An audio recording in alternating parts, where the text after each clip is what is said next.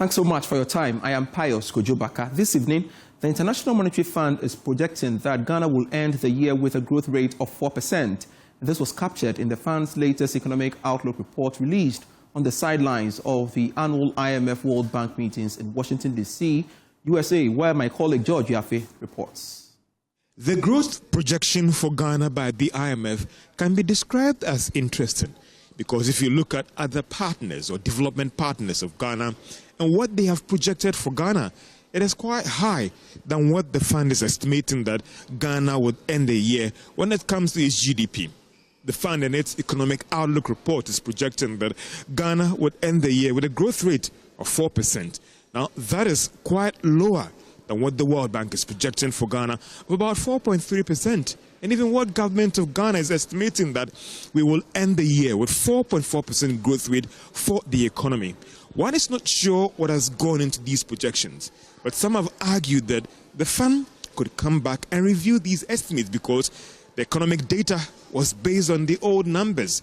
And looking at the current development in the economy, the fund would indeed come back again to revise the numbers for this year.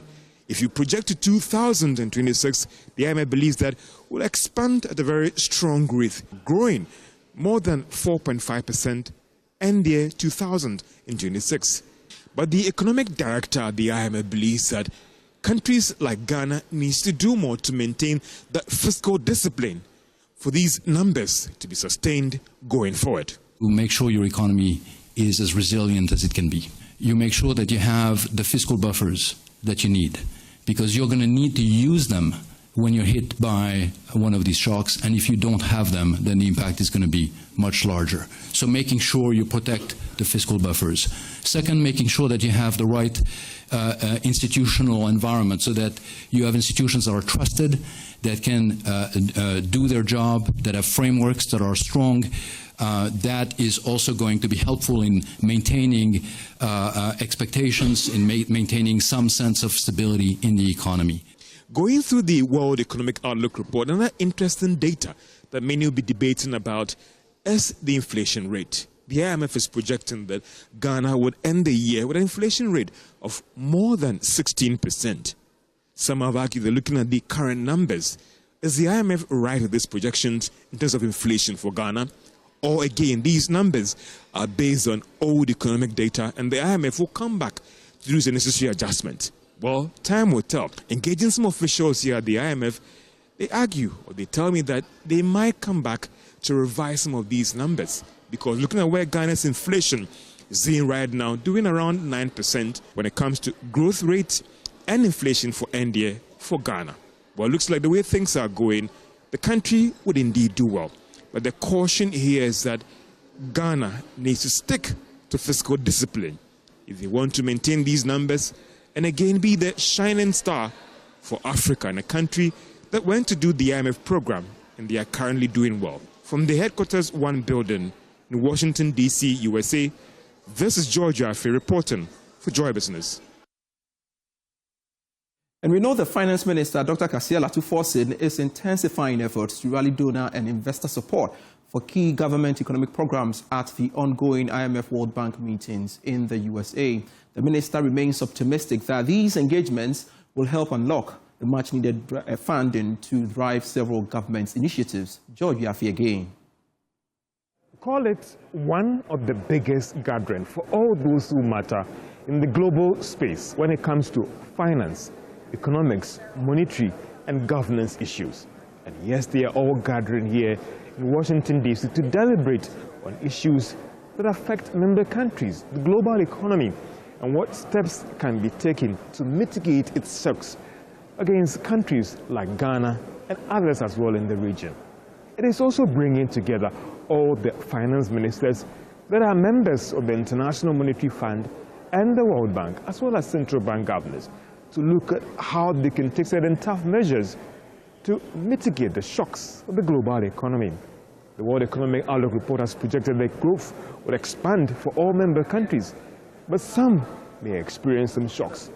So how should the IMF position itself to ensure that these shocks are minimized for member countries, including Ghana?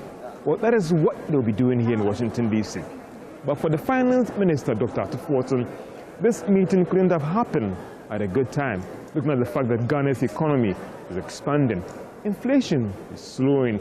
They've also made some significant progress when it comes to restructuring Ghana's debts with the development partners, the bilateral creditors, and the commercial creditors.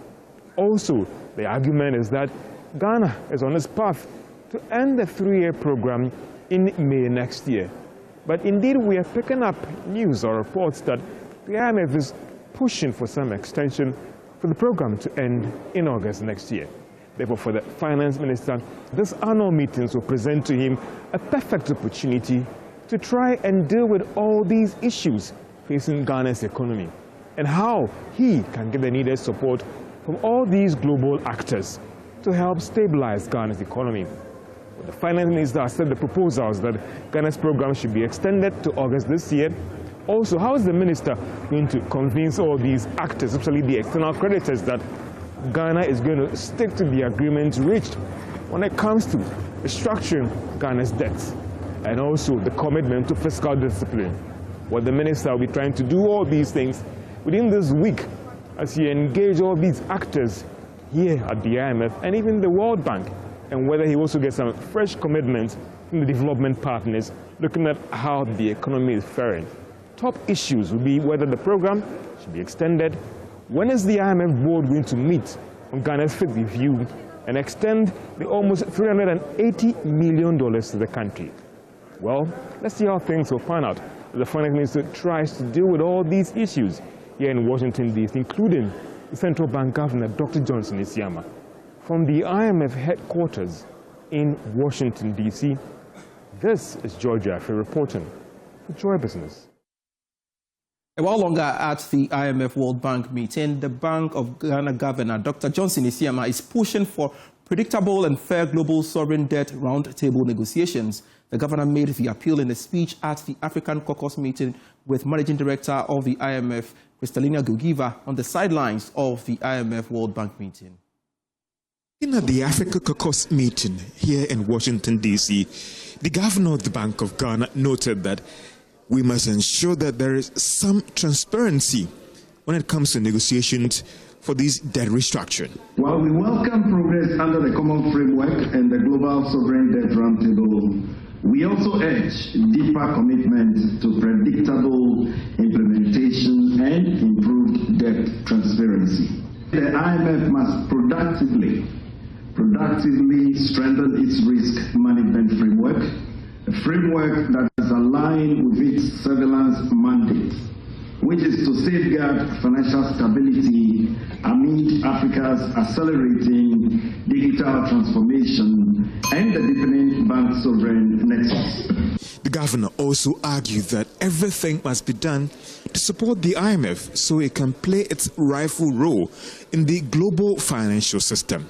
We call for stronger fiscal institutions to ensure transparent, accountable borrowing that is aligned with development goals.